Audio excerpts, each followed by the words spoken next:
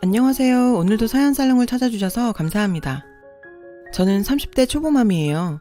사람 팔자 시간 문제라고 하더니 그게 제 얘기가 될 줄은 몰랐어요. 결혼 전까지 저는 백화점 여성 의류 코너에서 일했어요. 거기서 지금의 남편을 만났죠. 당시 제가 일하던 샵에 손님으로 온 남편은 50대 여자분께 드릴 선물을 찾는다며 제게 대신 골라달라고 했죠. 그리고 며칠 뒤 남편이 다시 찾아왔어요. 이번엔 20대 여자 선물을 골라달라더군요. 전 여자친구 선물인가 보다 생각하며 미니 원피스를 골라줬는데 계산을 마친 남편이 원피스를 저에게 건네지 뭐예요. 이거 입고 자기랑 데이트하자더라고요. 황당했죠. 근데 솔직한 모습이 마음에 들었어요. 그래서 일단 만나보기로 했죠. 세 번째 데이트 날이었던가? 남편이랑 신촌 근처를 지나고 있었는데 외국인이 와서 길을 물어봤어요. 영어 포기자인 저는 쏘리라곤 말하곤 종종 걸음을 쳤죠. 근데 뒤돌아보니까 글쎄 남편이 유창한 영어 실력으로 외국인이랑 대화를 하고 있지 뭐예요. 외국인 앞에서 주눅들지 않고 당당한 모습에 홀딱 반했어요. 알고 보니 남편은 한국어 어학당에서 외국인 학생들에게 한국어를 가르치는 강사더라고요. 어학당을 나가면서 박사과정을 밟고 있었는데 얼마 전에 논문이 패스돼서 학위를 따게 됐대요. 저희 샵에 들렀던 이유도 지도 교수님께 드릴 감사 선물을 사기 위해서였고요. 그날 이후로 남편과 전 사귀게 됐어요. 남편은 학벌도 좋고 아는 것도 많았지만 잘난 척하는 스타일은 아니었어요. 전 그런 점이 좋았고요. 최종 학벌이 실업계 고등학교 졸업인 저와는 천지 차이였지만 남편은 단 한 번도 제 앞에서 학벌을 들먹이거나 절 무시하는 일이 없었어요. 그건 지금도 마찬가지고요. 사귀고 얼마 안 돼서 시어머니 생신이었어요. 아직 정식으로 인사를 드린 적은 없었지만 그래도 남편과 제가 사귄다는 걸 알고 계시는데 그냥 모른 척할 순 없었죠. 그래서 직원 할인을 받아 유명 아웃도어 브랜드 매장에서 화사한 봄 점퍼를 사서 남편 손에 들려보냈어요. 그 일을 시작으로 남편네 집 식구들 생일이나 명절이 되면 의뢰 선물을 사서 들려보냈고요. 그런데 있죠. 남편네 집에서는 매번 제가 보낸 선물을 받으면서도 단 한 번도 고맙다는 말이 없는 거예요. 남편이 듣고 흘린 게 아닐까 생각했었는데 나중에 알고 보니 남편에 비해 학벌도 딸리고 직업도 처지는 제가 못마땅해서 그랬던 거더라고요. 특히 행정직 공무원이신 시아버지는 며느리감으로 교사나 자신과 같은 공무원을 바라셨대요. 그러니 서비스직인 제가 눈에 찰 리가 없죠. 그런 것도 모르고 전 결혼 전부터 시댁 식구들한테 열심히 퍼나르고도 정작 남편한텐 우리 부모님 양말 한 짝 받은 게 없네요. 우리 부모님께는 제가 죄인이죠. 3년 정도 연애를 하고 남편과 전 슬슬 결혼 생각을 했어요. 그래서 양가 부모님께 인사를 드리고 결혼 승낙을 받기로 했죠. 그런데 남편한테 그 얘기를 들으신 시부모님께서 펄펄 뛰며 반대를 하셨대요. 제 학벌과 직업이 마음에 안 드셨다나 봐요. 예상은 했었어요. 이제까지 하시는 걸로 봐선 쉽지 않으리란 걸. 그러던 어느 날이었어요. 매장으로 시어머님이 찾아오셨죠. 카페에서 얘기를 나누는 동안 시종일관 도도하고 냉랭한 표정으로 절 깔보듯 얘기하셨어요. 실업계 고등학교를 나왔다고? 얼마나 공부를 못했으면 인문계 갈 성적도 안 됐어? 아무리 그래도 그렇지 요즘 같은 세상에 대학도 못 나왔다는 게 말이 돼? 부모님께서 대학 가란 소리도 안 하셨어? 있잖아 아가씨, 우리 집은 말이지 애 아빠부터 나 정훈이 여동생까지 전부 A대 동문이야. 우리 양쪽 집안 통틀어서 대학 졸업장 없는 사람이 없다고. 내가 그쪽이 시덥잖은 대학이라도 나왔으면 이렇게까지 화가 나진 않아. 근데 고졸? 기가 막혀 정말. 이건 뭐 죽 써서 개 주는 것도 아니고 우리 정훈이가 뭐가 모자라서 그쪽 같은 여자를 만나야 돼? 입이 있으면 말 좀 해봐. 전 그날처럼 대학 못 나온 걸 후회해 본 적이 없었어요. 사실 저도 중학교 때까지는 공부를 제법 했었어요. 하지만 어려운 집안 살림을 모른 척할 수 없었죠. 실업계 고등학교에 진학한 것도 취업 때문이었어요. 남들보다 하루라도 빨리 돈을 벌어야 했거든요. 하지만 이런 더러운 꼴을 당할 줄 알았더라면 죽어라 공부해서 야간 대학이라도 갔을 거예요. 생각 끝에 남편한테 헤어지자고 말했어요. 저런 시어머니를 버텨낼 자신이 없었죠. 남편은 헤어질 수 없다고 제게 매달렸어요. 전 울면서 그날 시어머니한테 당했던 일을 얘기했어요. 남편과 헤어질 참이었으니 못할 게 뭐 있었겠어요. 그리고 나도 우리 집에서 귀한 딸인데 이런 대접 받으면서 결혼하고 싶지 않다고 했죠. 결혼 전에도 이런 식인데 결혼하면 날 사람으로나 보겠냐고요. 그리고 결정적으로 이런 일로 저희 부모님 속상하게 해드리고 싶지 않다고요. 평생 고생만 해오신 부모님이 무슨 죄냐고요. 부모님께 효도는 못할 망정 불효는 하고 싶지 않았어요. 제 얘기를 들은 남편은 그제야 제 뜻을 따라줬어요. 그렇게 우리는 헤어졌습니다. 헤어지고 몇 주가 지났는데 그동안 주기가 일정한 편이던 생리가 2달째 반응이 없는 거예요. 첫 달은 그동안 신경을 많이 써서 그런가 보다 했는데 2달째 이어지니 덜컥 겁이 났어요.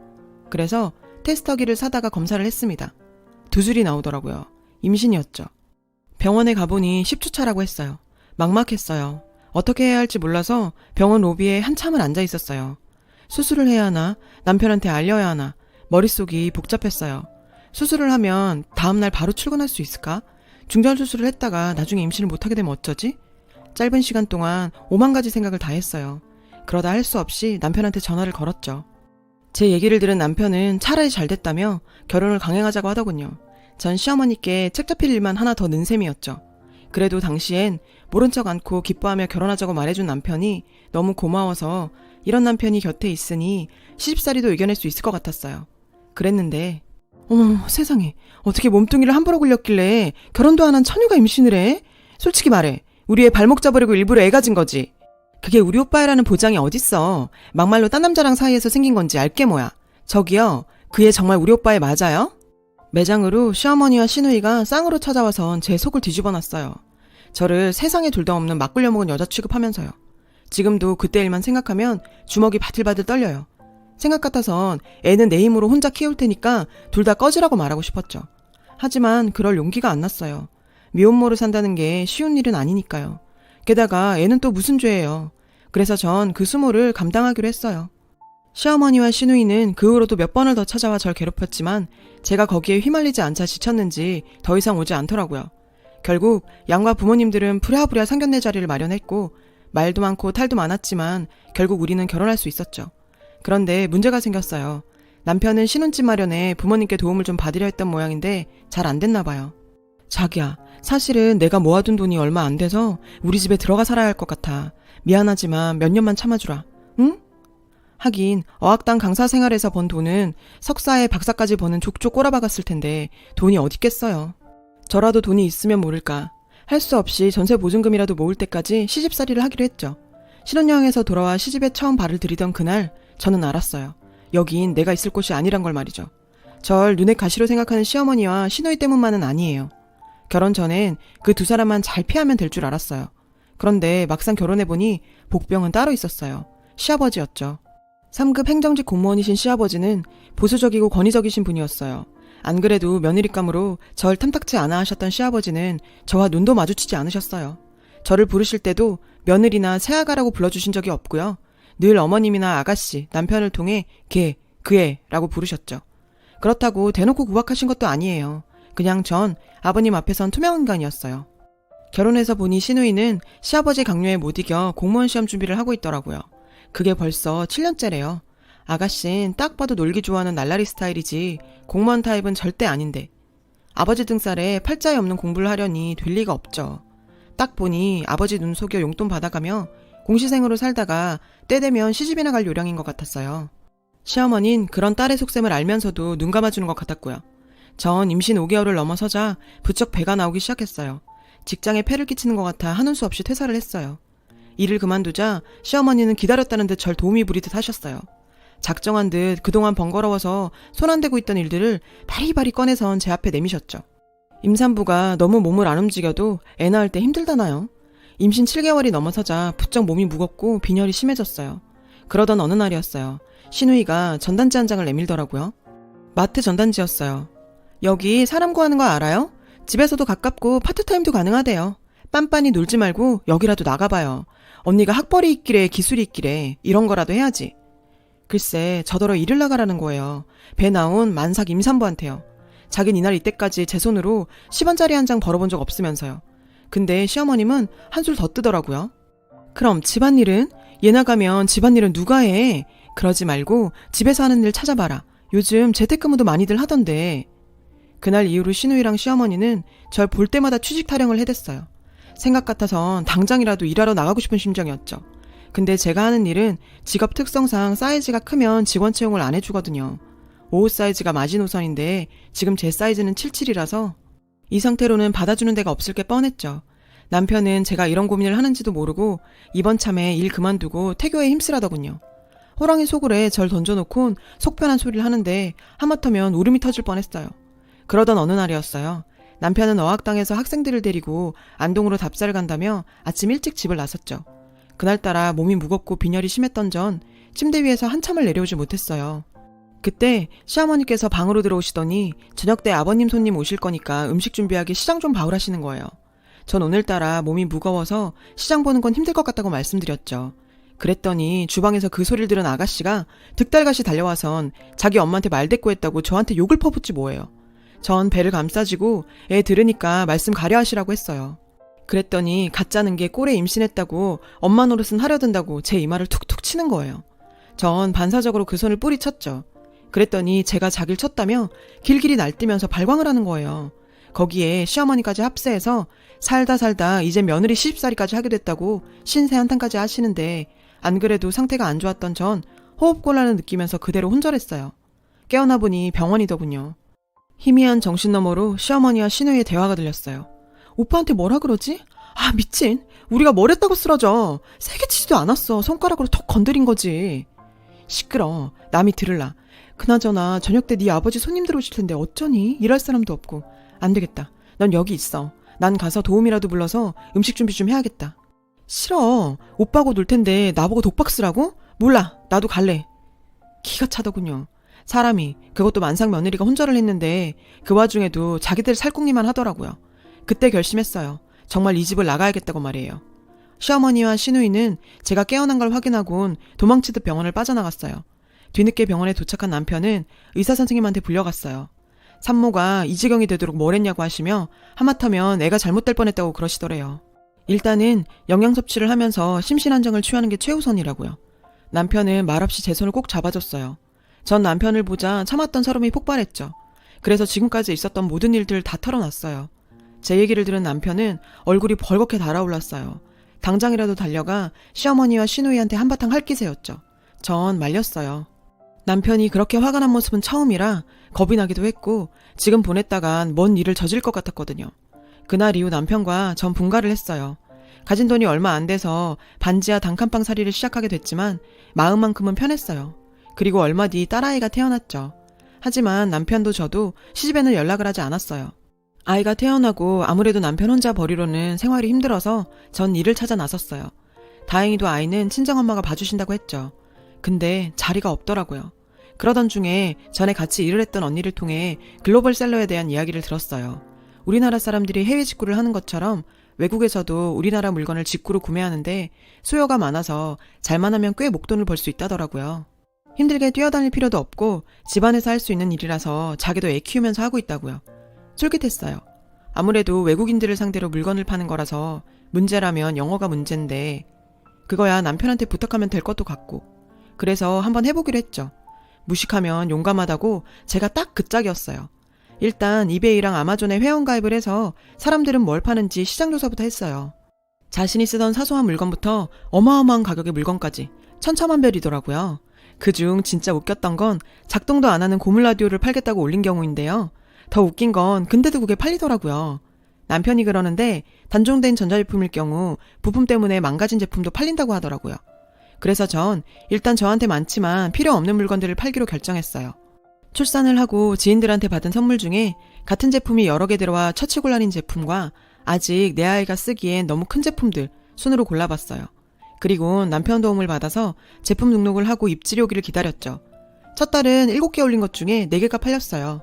하나 둘 팔려나가니 재미도 있고 얼마 안 되지만 수익금을 받고 보니 욕심도 나더라고요. 몇 개씩 팔리다 보니 사이트 측에서 게시할 수 있는 수량도 늘려주더라고요. 그래서 가지고 있는 제품들 외에 사입을 하기 시작했어요. 배송료를 생각해서 제품은 가급적 500g 이내의 가벼운 것들로 골랐고요. 제가 생활하면서 정말 필요하다고 생각했던 것들을 위주로 골랐어요. 그렇게 골라보니 주로 육아에 관한 것들이 많더라고요. 해외에서 포대기가 유행이란 얘기를 듣긴 했는데 정말 잘 나가더라고요. 엄마 가방, 아기띠, 덮버선도 잘 나갔고요. 리스트 품목이 늘자 주문 속도도 빨라지고 그럴수록 뭐가 부족한지도 보이더라고요. 아무래도 우리나라 사람들이 아니라서 생소한 제품에 대해 거부감이 있을 것 같아서 제품 설명을 좀 더 구체적으로 해야 할 것 같았어요. 사진 자료와 상세 설명을 더 덧붙였더니 매출이 껑충 뛰어올랐어요. 그렇게 저는 조금씩 글로벌셀러로 자리를 잡아갔어요. 일을 하다 보니 영어도 금세 늘더라고요. 기본적인 비즈니스 소통은 가능하게 됐죠. 매출도 순조롭게 늘어가다 보니 욕심이 났어요. 그래서 아이를 친정엄마한테 맡기고 본격적으로 이쪽 일에 뛰어들었죠. 3년 뒤 집도 사고 차도 바꾸고 돈 버는 재미에 빠져 시간 가는 줄 모르던 어느 날 시댁 소식을 듣게 됐어요. 시아버님이 공무원을 그만두시고 친구분 사업에 투자를 하셨다는 소식과 신우이가 클럽에서 만난 남자와 원나잇을 했다가 덜컥 임신을 해버려서 결혼을 하게 됐다는 소식이었죠. 남편은 그 사람들 사는데 관심 없다며 결혼식에도 안 가겠다고 하더라고요. 근데 전 꼭 가보고 싶었어요. 받은 만큼, 아니 이자 쳐서 되갚아주고 싶었거든요. 그래서 큰맘 먹고 산 명품 투피스를 입고 샵에서 메이크업까지 받고는 식장으로 향했죠. 시집 식구들은 벤츠를 끌고 식장에 도착한 저를 보고는 기가 차다는 듯 혀를 찼어요. 애가 정신 있는 애야 없는 애야? 남의 자식 꼬드겨 나가 살더니 이제 혓바람까지 들었니? 꼴에 샤넬에 벤츠까지 하다 이제 남의 차까지 빌려 타고 다니니? 빌려 타긴요. 제가 차를 왜 빌려 타요? 어머님은 남들한테 옷이랑 차도 빌려 쓰고 다니시나 봐요. 궁상맞겠으리. 어머님, 저 이 정도는 벌어요. 저희요, 제가 번 돈으로 집도 사고 차도 사고 떵떵거리며 잘 살아요. 니깎게 뭘 해서 돈을 벌어? 글로벌셀러라고 들어보셨어요? 한마디로 외국인한테 인터넷으로 물건 파는 일이에요. 그게 재미가 쏠쏠하더라고요. 돈 좀 벌었다는 말에 시집 식구들은 눈이 동그래졌어요. 그 집에서 인간 취급도 못 받던 며느리가 벤츠 끌고 샤넬 걸치고 다닐 정도로 돈을 벌었다니까 놀랐겠죠. 게다가 지금 시집 형편이 말이 아니거든요. 시아버진 공무원 그만두고 퇴직금까지 다 털어서 지인 사업체에 투자했는데 알고 보니 글쎄 그게 다단계였다지 뭐예요. 수익은커녕 일당이 이미 돈을 해외로 빼돌려서 10원 한 잔 못 건지고 탈탈 털렸다고 하더라고요. 거기다 시어머니랑 시누이가 집을 담보로 빌린 돈으로 카페를 차렸다가 홀라당 말아먹고 사채까지 끌어 쓰다가 결국 집도 절도 없는 신세가 됐다나 봐요. 그나마 아가씨는 애를 빌미로 빚잔치 중인 친정을 떠나 결혼을 하게 된 거고요. 예 아가, 너희 형편이 나아졌다니 다행이구나. 그래, 지금 사는 곳은 어디니? 놀랐어요. 아버님이 처음으로 절 아가라고 불러주셨거든요. 근데 하나도 기쁘지 않았어요. 그 속이 훤히 보였으니까요. 적어도 저한테 궁금한 게 있다면 그건 어디 사는지가 아닌 출산은 잘 했는지, 아이는 딸인지 아들인지 그거여야 하는 거 아닌가요? 한남동에 살고 있어요. 56평 아파트에서요. 그래? 거긴 방이 몇 개니? 못해도 서너 개는 되겠지? 어머머 잘됐다 얘. 여보 우리가 죽으란 법은 없나 봐요. 어머님은 죽다 살아난 사람처럼 좋아하셨어요. 아가 내 이런 자리에서 할 말은 아니다마는 우리 내외에 너희 집에서 함께 살면 안 되겠니? 정은이도 시집 가고 우리 내외가 적적해서 말이야. 이 집 사람들의 뻔뻔함은 끝이 없네요. 적적해서 같이 살겠답니다. 끝까지 자존심을 세우고 싶었나 보죠. 자기들이 저한테 어떻게 했는데. 아버님 그건 안 되겠네요. 제가 일이 바빠서 저 대신 애 봐주러 친정어머니께서 와 계시거든요. 에? 맞다. 너 임신 중이었지? 애라면 내가 보면 되잖니. 그래 아들이니 딸이니? 일찍도 물어보시네요.